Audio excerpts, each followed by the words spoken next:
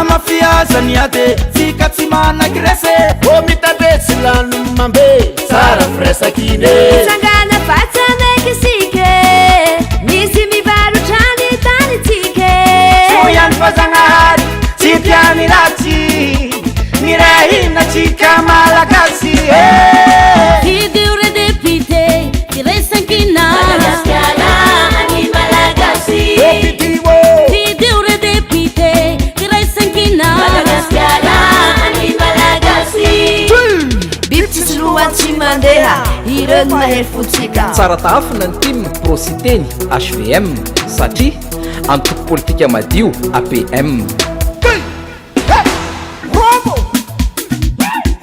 za magnana zafadykatratsina ame micro leroa za itele so tsy hainao papiko mitany ny babanao Madagasikara tanindrazanao eto tsy abiteraka aza ndraiky anao atsika leroa tsy matilolala tsy miaraka anitsika vorondolo babe ile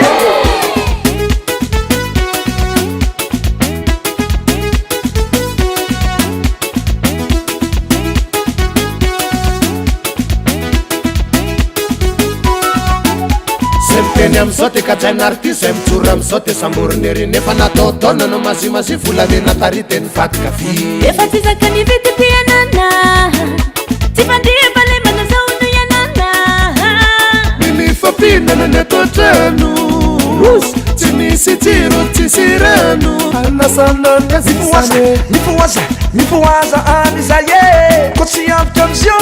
tsy hoamatro mandraky izay e Fidure depute kiresakina Madagascara ani malagasi Fidure depute kiresakina Madagascara ani malagasi Madagascara ani malagasi